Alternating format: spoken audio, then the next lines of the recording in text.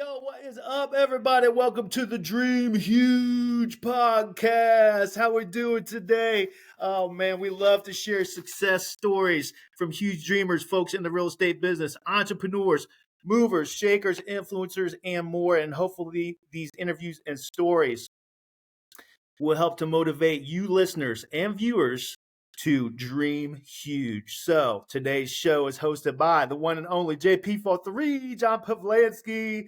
What is up, JP? What is going on, my man Pete, man? I'm excited to talk. We're talking some real estate today, man, and definitely excited to talk with our guests. Doing great. How are you doing, brother? Excellent, man. Excellent. Yeah, super excited for this one. JP for three selling over 13.2 million in deals and sales last year, helping out over 100 families last year. So thank you, JP, doing amazing things in real estate as well. John Pavlansky, thank you for being on the show today as well. And Biggie, the three-time champ, Justin Bigelow. What's going on, my man Biggie? I'm just here to learn some more. That's it, man. That's what's so great about these podcasts, just the ability to network and learn from experts in the field.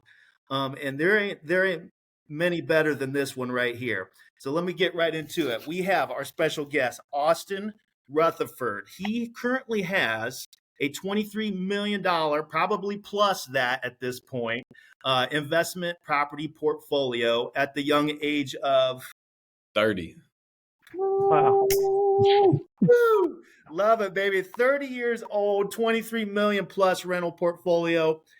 And he's going to be helping others, and he is helping others do the same by using, get ready for it, OPM, other people's money. And that is how you really can level up quickly. So he also has mentorships available. And I'm going to give you a quick summary of my man, Austin Rutherford, and then we're going to dive into it.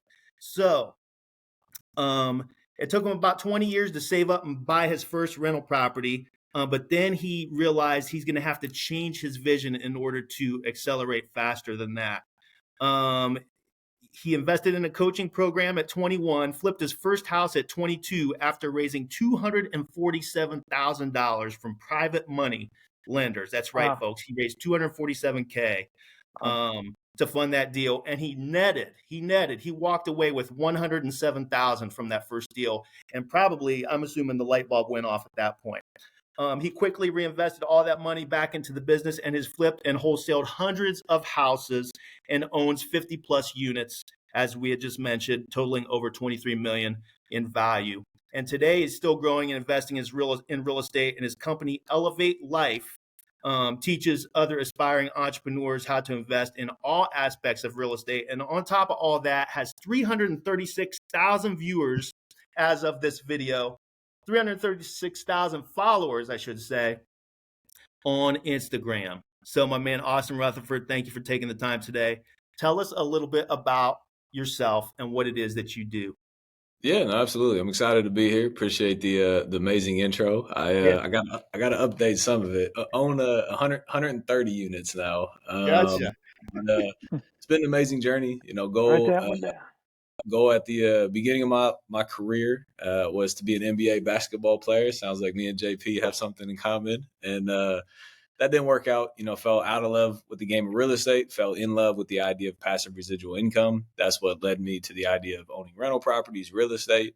Bought my first rental, and then got hooked on the hamster wheel of life, chasing money, flipped and wholesaled a ton of houses, and then had a light bulb moment go off about 3 years ago that I was on a hamster wheel, and then made a pivot from flipping and wholesaling to buying rental properties. And then that's the goal now. Continue to build the rental portfolio, grow the passive residual income, and help as many people along the way as well. Fantastic. Austin, you have a quote on one of your websites. It says, and see if you can fill in the blank, see if you know your own content here. It's not the money I'm after, it's the freedom. Yes, that's it. That's it, boys and girls, listeners, viewers. It's the passive income. That's why we all invest in real estate. There is no set dollar amount. It's the ability to do whatever you want to do with your life. And that's an amazing feeling. So I think, Austin, are you there at 30? What's your day-to-day look like?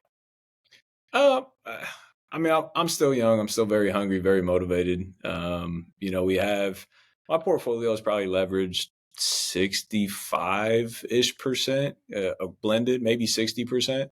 So I mean, the cash flow's there. I mean, we're making money. I have other businesses that are, putting nice chunks of change in the pocket. But to this day, I still wake up like I'm broke every day. So I mean, I want to be flying the PJs. I want to be on the yachts. I want to have the house on the water. So I feel like I still got a long, long, long way to go. But it's extremely rewarding. It's been a very fun ride, and I do have a lot of the things that I only dreamed of at the beginning. Mm-hmm. What is your? Let's get right into the investing, if you don't mind. Yeah. What's your specific formula for one? And there's another video I'm going to reference. You had 4 tips. Maybe we'll just jump right into that. 4 tips how to buy using none of your own money. Yep.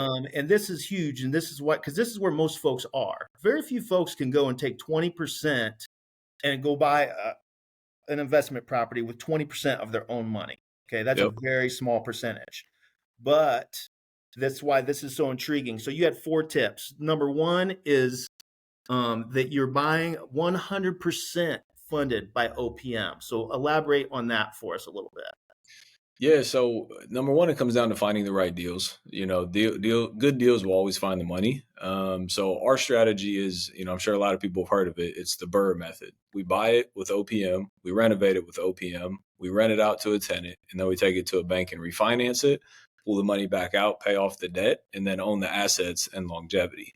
The goal with that, we'll buy it, simple math, we'll buy it for 100, we put 50 into it. So we'll borrow $150,000 to fund the deal. And then let's say it's worth 200 grand once it's stabilized, then a bank will give us a 75% cash out.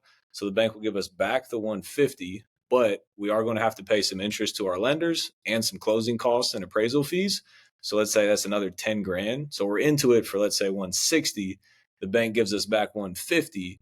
So the option is to either sell it or refinance it and keep 10 grand of our money into the deal and then own this asset. Now, ideally, we buy it for 90 and put 50 into it.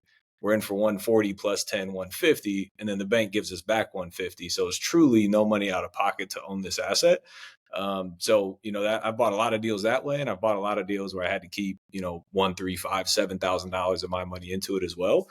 But that's essentially the deal. We're trying to buy it 70, 75 cents on the dollar all in, and then create our equity, sweat equity, so we don't have to put up our money on these deals. Okay, great info there. Great illustration with the numbers. But here's the 2 things that are holding me up. Where do you find the deals, and where do you find the money? No, great question. So there's a how I find deals now is different than how I did it in the past. So I'll take it back like 4 or 5 years. We had you essentially can say it's a wholesale operation. We spent, $20,000-ish a month in marketing.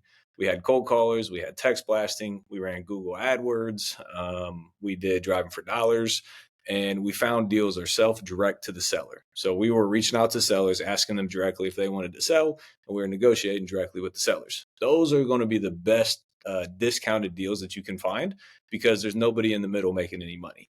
So that's how that's how I bought the majority of my portfolio. More recently, as I've kind of blown up on social media, my deal flow essentially comes from social media now. So people send me deals, new people investing, people that are coming into Columbus, Ohio, realtors, brokers, people that just know my name from being out there for so long. They're sending me deals. And then, we'll buy from a wholesaler, we'll pay an assignment fee. We'll buy from a broker, we'll pay their commission. So we're not necessarily getting like the home run, 50% equity deals. We're typically 70, 75% into these deals now. So that's where the deal flow is coming from. And then where the money's coming from, we can dive as far down this rabbit hole as we want to go. But essentially, every single person I meet, I'm trying to get them to lend me money. Every person. Because I understand that when I first started in real estate, I felt like I was asking somebody to invest in me, asking someone to believe in me, asking someone to have faith in me. And it's not an ask. You're giving somebody an opportunity to invest with you, right? And yes, it's mutually beneficial, obviously. But when you understand the power of private money and you see it as an opportunity of a lifetime for somebody, why would you not share that opportunity with every single person that you come across? Mhm. So I talk to literally everybody I meet, and it's a numbers game. I talk to 1,000 people, and 2 or 3 of them end up lending me money, just like everything in life. Yeah, yeah. There's two things on that. A boatload of information right there. There's two things on that I want to touch on. And first, I want to get back to the other people's money and kind of what that conversation looks like for you and them. But social media, you said now it's almost gotten easy because now you've just got deals coming to you. And I tell people the same thing, especially getting into real estate. I'm not even 2 years in the business as a real estate agent, and as Pete said, I sold 13 million last year. There's Amazing. no A lot of that is because of that social media. So talk about that for a second. How important has the social media been in terms of your growth and kind of really sending off in that kind of that rocket ship after you kind of took off on social media? It's exponential. If people really look at it backwards, the question I always get is like, what's the highest ROI? What's the thing that you can do to make the most money? And throughout your journey, it changes. At the beginning, it's knocking on doors. Then it's raising money. Then it's building a team. It grows and changes over time. But if people really, really, really, really dial into it, the single-handedly most valuable thing that anybody can do is build a personal brand. It'll have the highest ROI imaginable than anything else because it's one to many. It's not one to one. When it's one to one, it's only so scalable. But when I can make a post and touch 100 people, 1,000 people, 100,000 people in one post, it's insane the ROI that I can have. So it absolutely has changed my life tenfold. I love it. I love it. Pete, how familiar did that just sound, man?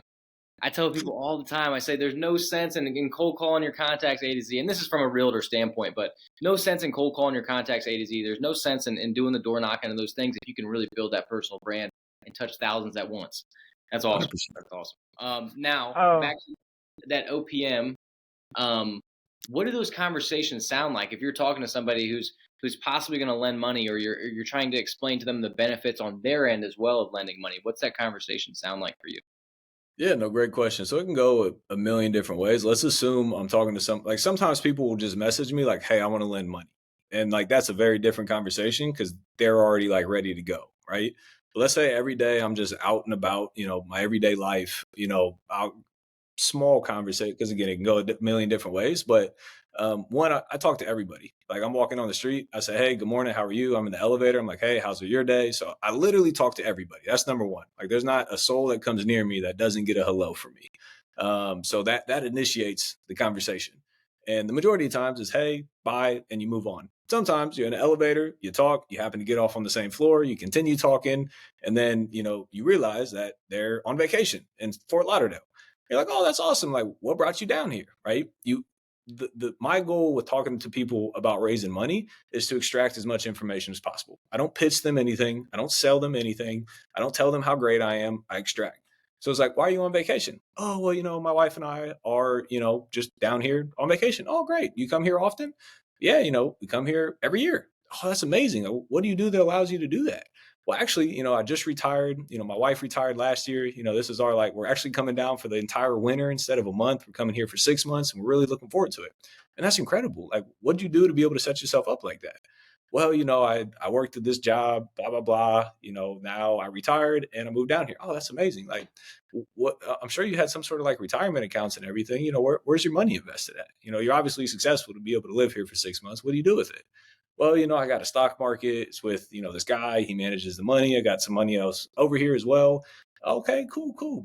How things go, a couple years ago when the market tanked. Well, that wasn't really that good. I'm still trying to recoup that investment. It's up and down sometimes. Okay, well, what if there's a way, you could actually get consistent monthly income from that investment instead of having to ride that roller coaster? Is that something you'd be interested in? And I'm steering them to where I want them to go, right? And it can go to another example. I was on a train in Europe talking to a family, and I'm like, hey, why are you here? I was on my honeymoon. Why are you guys here? Well, we're here. We come every year. I was like, oh, that's amazing. And it led to, well, what do you do? And they said they're like a manufacturing company or something. They asked me what I do. I say, yeah, great question. I'm a real estate developer and I teach other people how to invest their money into real estate. Man, real estate. The best investment we ever made was we bought our building. I was like, that's incredible. Like real estate's amazing, isn't it? They're like, yeah, we just sold it a year ago. And our biggest problem now is we don't know what to do with all the money. Boom. There's your in, right?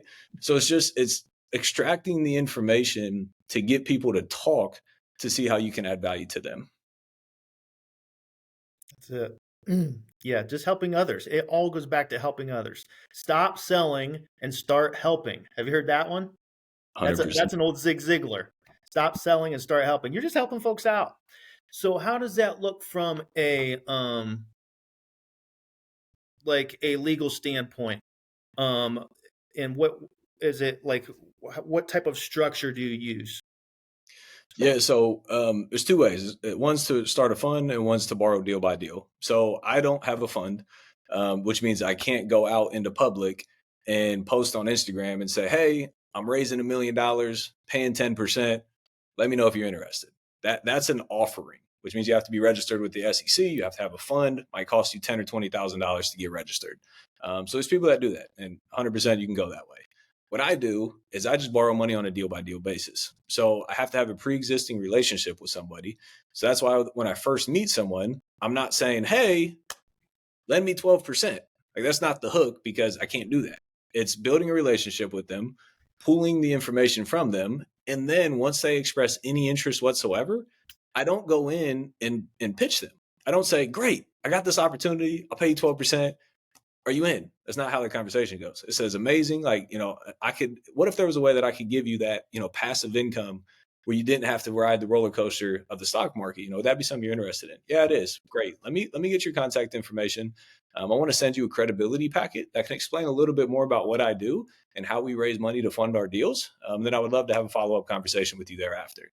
And then I send that information, I build the relationship, and then we have a follow-up meeting, and then we dive deeper into the context of what private money is and the ROIs and the returns and everything else. So at that point, then I can raise money from them to fund a deal, and then they get a promissory note and a mortgage on the property when they lend the money. What is a good return, a good enough return to offer to garner an investor's attention? That's another thing I've learned along the way. In the past, I was like, as soon as I got someone interested, I'm like 12%, 12%. And it would immediately turn people off because people thought it was too good to be true. Making 12% ROI is extremely difficult to do with a safer investment, right? So I stopped doing that. I cut it out. So during my conversations, I'm asking them, where's your money invested? What type of return are you seeing? What do you like about it? What do you not like about it? So I already know that information and I don't offer them a number. I say, hey, knowing that you don't want the fluctuation or the volatility, you want a consistent ROI. You say you're making about 6-7% now. What would it need to be to make sense to you to have the consistent cash flow? And they may say 6 or 7%, or they may say 8 or 10 or 12. So I let them tell me. And then to answer your question directly, I typically pay anywhere from 8 to 12%. Mm-hmm. If they're anywhere in that ballpark, I'll roll with it. If they're higher, I'll say, hey, unfortunately, that makes a lot of deals not make sense. I'd love to get your money invested, but I can't because it doesn't financially make sense. If you're flexible at all, we'd love to work with you. But I get them to tell me what they want. I love it. So do you typically pay out monthly or yearly? And then is there also, do you use the IRR rate of return where you actually, if you calculate that in, when you actually sell the asset, you're getting that monthly return, which is that 8 to 12, and then you can actually 15 to 20% on the internal rate of return once factoring in the whole project. Does that make sense? Yeah, no, great question. So the way that I raise money, private money lenders don't have equity within the deals. So there's no equity; it's just interest. And then obviously that I would keep the equity. So our goal is to get private money lenders paid off in whole as quickly as possible. So that's usually through a refinance or liquidation process. And then we pay them off. We pay them all their principal and all their interest at that time. And then we just move their money on to the next deal. So you can raise money and offer equity within deals 100%. Usually it's for like bigger, multifamily or commercial or something like that. But I haven't done it thus far. I'm sure at some point I will. But right now it's just an interest rate. It seems cleaner, more simple method. And like you said, if they're happy, if it's better than what they're currently getting, then they're happy to sign up. For sure. I mean, the other variable too, like usually the model that you just talked about is usually a syndication model. And with that, there's not a promissory note and there's not a mortgage. They're investing into an entity. They're investing into an LLC. So if the deal goes belly up, they can lose their entire investment. They have no recourse because they don't have a promissory note and they don't have a mortgage. Yes, there's more upside, but there's also more downside. When they invest with me, they get a personal guarantee and a business guarantee. So even if the company goes bankrupt, I'm still on the hook personally. And they have a mortgage on the asset. So if I do default, they can foreclose and recoup their investment on the asset. But so essentially, arguably, there's less downside. Now, things can always go wrong, but there's way less downside. But, there's not as high as an upside, but it's consistent cash flow. Yeah, that's a great point. And that's an answer to when I was trying to structure something like this. I had a few folks that said, well, we want ownership in the deal. And well, that's the answer to that. Well, like, yeah, we can go that route. I can give you ownership, but there's more risk with that. 100%. Route. Yeah. If we go this route, there's a mortgage and promissory note in place. So there's a lot less risk here. And when I talk to people, everybody wants equity. Like that's what every investor, like everybody's like, what about the equity? I'm like, hey, great question. Unfortunately, that's just not how we structure our deals. If you want to go to somebody that's, newer and willing to give out equity, like you might be able to get some more upside 100%, but you're also going to have more downside risk because they haven't been through the trenches. I'm 9 years deep now or whatever your credibility is. You're investing with somebody that you're actually going to get paid. The ROI doesn't make sense until it actually hits your bank account. So if you want that and you have recourse and we invest on 75 cents on the dollar and you have a note and you have a mortgage and you have, I have a $5 million life insurance policy. I have all these things. If you want to make sure that you get paid, I'm your guy. If you want to maximize your ROI, I'm not your guy. You got to go find somebody. You got to go put the work in to be able to do that. Austin, how do you go about placing an offer on something where you just have you don't have the funds, you have the investors, but you don't have, the funds in hand. You don't have a pre-approval. They've given you a verbal commit. So how do you get around that when placing offers on properties?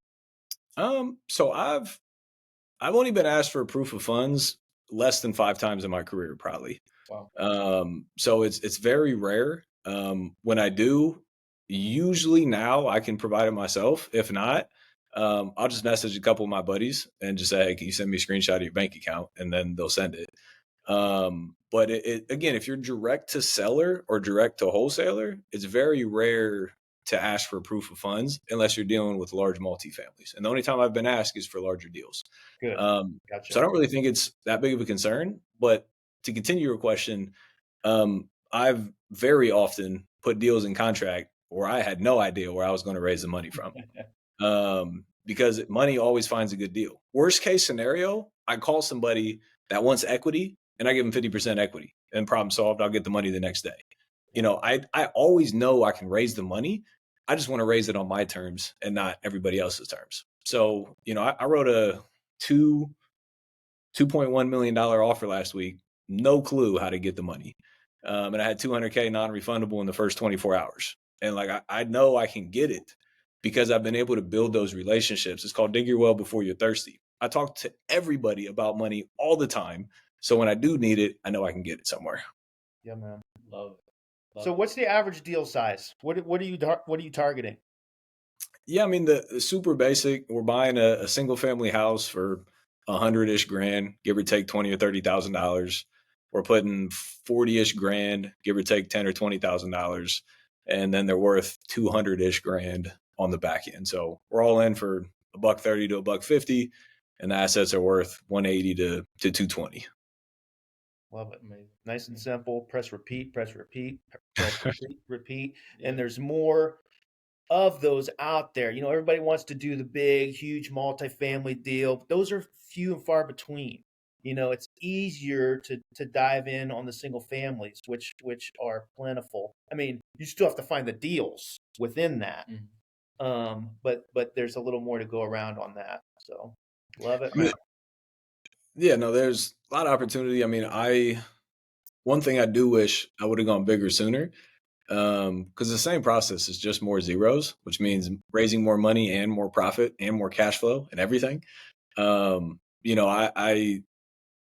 would say I was fearful because I didn't understand it.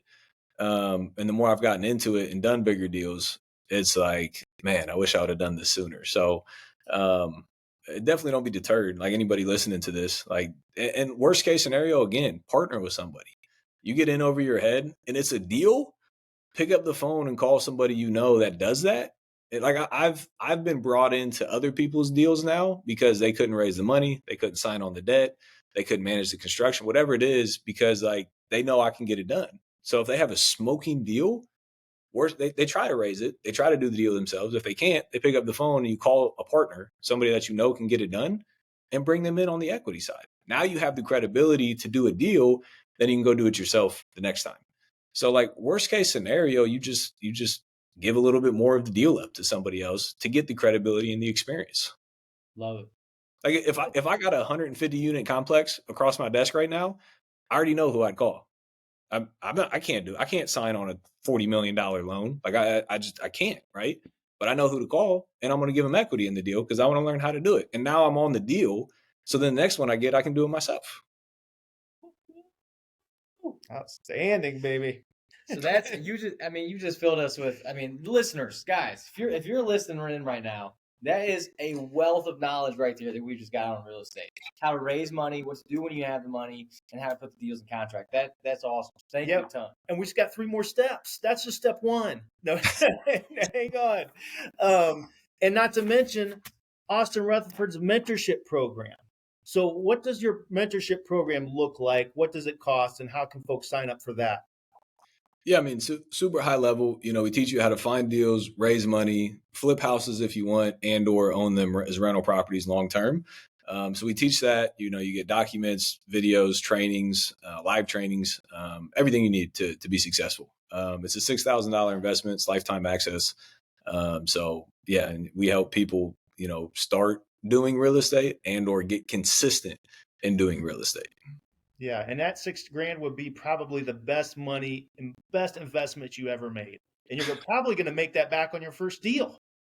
Rather than give $6,000 to some university that's going to teach you something out of some textbook that happened 100 years ago. Don't get me started on college. dude. Or even high school for that matter. Yeah. All right. So let's get back to the list real quick. Step 2 is all rehab funds. You're getting all the rehab funds as well in your pocket from day one. So tell us a little bit about that. Yeah, so it goes back to how you raise money, right? Most people think the best people to raise money from are, the multimillionaires, the guys with the Ferraris and the Rolls Royces. The problem is they know the game. So they're going to want equity. They're going to escrow the rehab funds, and they're going to want to get paid monthly. Like they get it, right? So what I've found is the best way to raise money is from people that don't really understand money. It's people that have worked for the last 20, 30, 40, 50 years and have saved $100,000, $500,000, $1 million, and they don't really know what to do with it. You can give them an opportunity for consistent cash flow. They don't know anything else. And I'm not saying borrow wrong. That's not what I'm saying at all. Like buy good deals, invest in good assets, and use the money for the right things. So when I raise money, I get, if it's $100K purchase, $50K rehab, I'm raising $150,000 and it's all getting funded on the purchase. So at closing, seller gets $100, there's $2,000 in closing costs. And then I get $48,000 wired to my account that I'm going to then use to fund the rehab of the property. So, in the past, maybe 2 or 3 times, an investor has been an educated investor and has wanted those funds to be escrowed with the title company for me to draw out as the property goes on. So what that conversation has looked like, one, I try not to do it by any cost. But if I have to, let's say I need to escrow 50, I'm going to tell them like, hey, can I get a $10,000 draw so I can start and then I can draw out the rest thereafter, because I don't want to use my money. And if I can get 10K up front, then I can draw the next 4 10K at a time and I'm good to go. And again, if you're buying a good enough deal, the selling point for that is, hey, let me get the 10K because you're still only 69 cents on the dollar. If you're buying the right assets, the risk is heavily reduced to give you a little bit more money up front. Because worst case scenario, you disappear, they still have plenty of equity and plenty of margin in the deal. Mm-hmm. Yeah. So even though those investors may be a little less savvy than the guy with the Ferrari, you're still offering them a better return than what they're currently getting, and you're offering them protection and security as well. Yeah, I might butcher these numbers a little bit, but somebody that I raised money from invested into an annuity. They were paying on it for like 8 years or 9 years or something, and they had the option to either get paid. It was like, I'm going to butcher the numbers, but it was like $1,500 a month off of that until they die. And then when they die, the money disappears. So, 300K, 1,500 a month, that's 3 times 6 is 18,000 a year on 300K. That's like 6% return. And remember, when they die, the money's gone. And they were telling me about, I didn't understand annuities at the time. And they were telling me, or, I could cash out today and take the 350 today and have the 350. I was like, all right, well, if you take the 350 and I can pay 10%, so I can pay 35,000 a year instead of 18,000 a year. So I can double their return. And when they die, they're able to give their kids $350,000 instead of zero. I was like, yeah, cash out your annuity. Like, problem solved. So it's like, as you learn more things, you can teach people how to get more. Like, I've gotten the phone calls from people crying, thanking me for allowing them to have more cash flow in their retirement. My parents, they're like, thank you.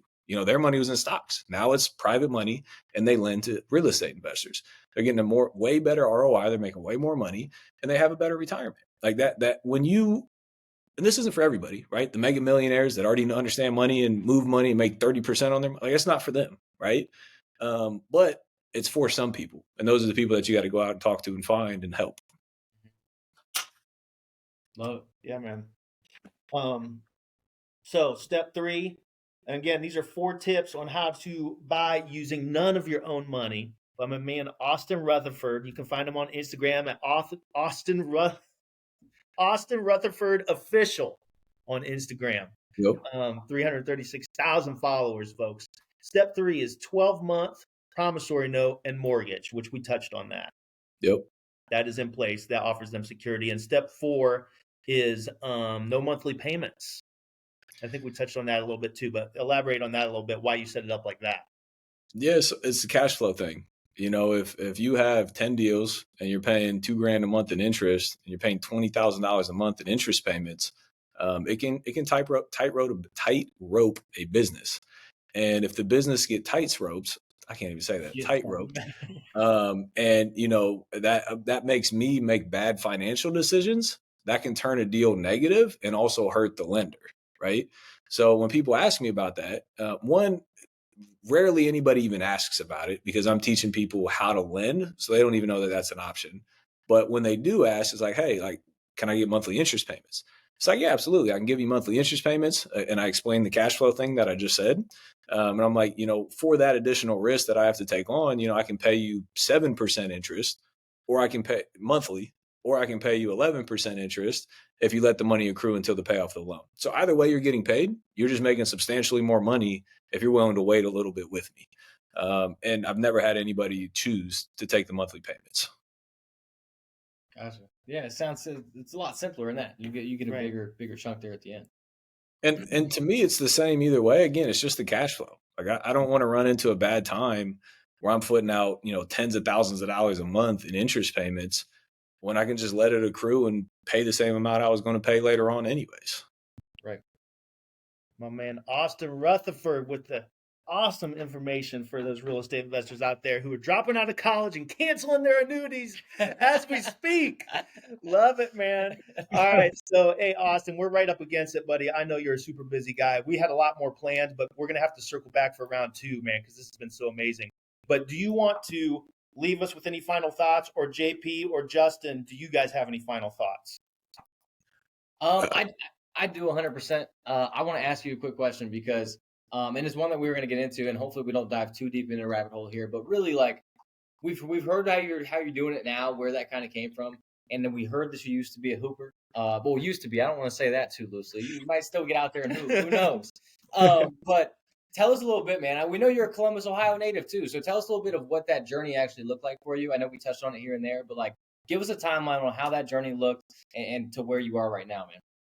Yeah, no, I'll bullet point it. So bought my first house at 20 years old, had 30 grand saved. So I bought it traditionally, put a 20% down payment, bought a duplex, thought I was balling, and then realized I was broke and I had to make money faster to continue to buy rental properties. So got licensed as a realtor because my realtor made like $7 grand in commission or something. I was like, let me get my license. That sounds good. Got licensed, sold 2 houses, probably made like 10 grand in commissions. And I was like, I hate this. I don't like driving around everywhere. And then I heard a radio ad. It was like, learn how to get rich flipping houses. So went to the seminar, maxed out my credit cards, paid $25,000 to hire them as a coach, as a mentor. From that day to the day I made money was a 16-month journey. I was valeting cars 50 to 60 hours a week. I was going to college taking 15 credit hours, and I was making offers every single day on real estate. 16 months. During that time, literally 16 months to the day, I sold my first flip, netted $107,000 in profit, reinvested literally every single penny back into the business. I didn't go to dinner. I didn't buy a pair of sneakers. I didn't go on a vacation. I didn't travel. Every penny went back. I went back to work and I went back to college, flipped my second house about 3 months later, made 40. So I had $150K in profit, dropped out of college, dropped out of high school, went all in on real estate. For the next 4 years, just flipped and wholesaled everything, hundreds and hundreds of houses. About 3 years ago, I got a wake-up call that I was on the hamster wheel, and I realized that I was chasing money instead of building wealth. Pivoted the business from 90% flips and wholesales and 10% rentals to 90% rentals and 10% flips and wholesales. So made a huge pivot, and for the last 3 years, I've been building my rental portfolio. Probably bought 100, 120 houses during that time, and just continuing to grow the portfolio. So, and bought my first commercial deal last year, and trying to do more of that. Hell yeah. Woo! I love it. Love to hear it. Love to see it. Killing it. And you know what I loved about that whole thing? The part when you said I went all in on real estate. Yep. That's what it takes, guys. You have to be all in with this game. Be obsessed about it. Learn every angle on it and pivot. And you like just like how Austin pivoted. He started here, pivoted here, pivoted here, pivoted here. It's never ending. And you always be learning and always be pivoting and helping people out. Great story, Austin. Biggie. Yeah. Sorry. So I just listened the whole time. I build up my takeaways. The personal brand thing. You know, everyone talks about build your personal brand, your brand. What the hell is that? It's your reputation. 100%. Don't do it on social media. Social media is a medium to channel that reputation. You do it with people personally. You got to meet people. Getting money with no pre-approvals or proof of funds, reputation. 100%. Well, I trust you. They trust you. The trust factor. That's it. I don't need a paper. Like, this dude's good for it. Well, you do that through being with people, having interactions with them, meetings. Social media allows you to just hit more people on an exponential level, like you said. So when you're building a personal brand, you just got to go out there and just do it. Meet more people, and then maybe leverage some things like social media. It's like, it's not social media. It's just being with people, having conversations in the elevator, just like you said. So don't get all caught up into the personal brands like social media, because it isn't. It's literally just being with people, whatever that is. And then also, I forgot the last point, but it has something to do with what you just said, with raising money and everything else. But you just got to go do it. Oh, it was the last part when you flipped it from 90 to 10. Once you realize like you're at like 80% maxed out, like I'm like a master at this, flip it like you just did, and take your 10, 20% that you were kind of working on and flip it to 90. And so then go all in on that 20% or that 10%, because then you start scaling and growing from there. So I really loved that you're living it, because I'm in that point where I'm flipping right now. So going all in. Thank you, Biggie. Agreed. Austin, final thoughts?